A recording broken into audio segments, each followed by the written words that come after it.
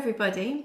Last time we started learning about Stanley's great-great-grandfather Elijah and how he was in love with a girl called Myra, but Myra's father wanted Myra to marry somebody else.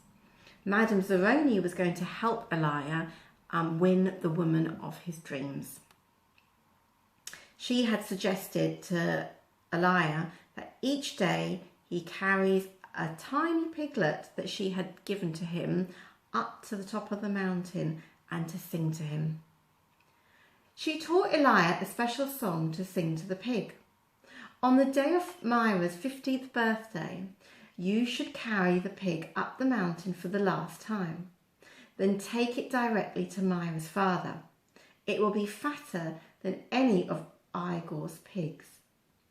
If it is that fat and big, asked Elijah, how will I be able to carry it up the mountain? The piglet is not too heavy for you now, is it? Asked Madame Zeroni. Of course not, said Elijah. Do you think it will be too heavy for you tomorrow? No. Every day you will carry that pig up the mountain. It will get a little bit bigger, but you will get a little stronger. After you give the pig to Myra's father, I want you to do one more thing for me. Anything, said Elijah. I want you to carry me up the mountain. I want to drink from the stream, and I want you to sing the song to me. Elijah promised he would. Madame Zeroni warned that if he failed to do this, he and his descendants would be doomed for all of eternity. At the time, Elijah thought nothing of the curse. He was just a 15-year-old kid, and eternity didn't seem much longer than a week from Tuesday.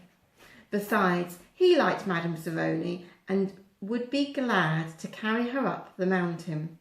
He would have done it right then and there, but he wasn't yet strong enough.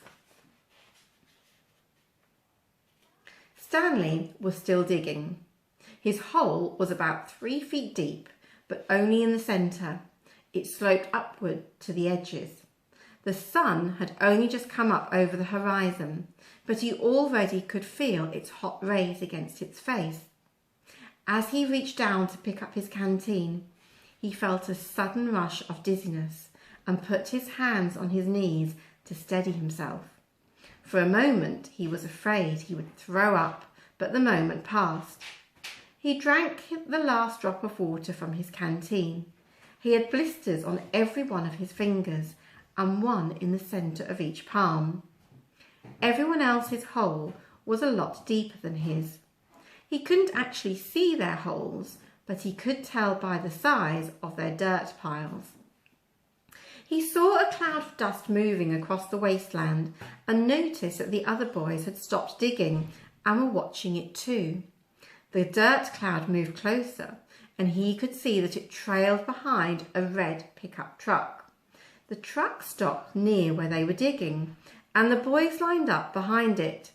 X-ray in front, 0 at the rear. Stanley got in line behind 0. Mr. Sir filled each of their canteens from a tank of water in the bed of the pickup. As he took Stanley's canteen from him, he said, "This isn't the Girl Scouts, is it?" Stanley raised and lowered one shoulder. Mr. Sir followed Stanley back to his hole to see how he was doing. "You better get with it," he said, "or else you're going to be digging to the hottest part of the day." He popped some sunflower seeds into his mouth, deftly removed the shells with his teeth and spat them into Stanley's hole.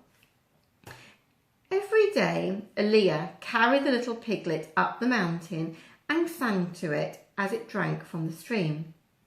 As the pig grew fatter, Elijah got stronger. On the day of Myra's 15th birthday, Elijah's pig weighed over 50 stones. Madame Zeroni had told him to carry the pig up the mountain on that day as well. But Elijah didn't want to present himself to Myra smelling like a pig. Instead, he took a bath. It was his second bath in less than a week. Then he led the pig to Myra's. Igor Barkov was there with his pig as well. These are two of the finest pigs I've ever seen, Myra's father declared.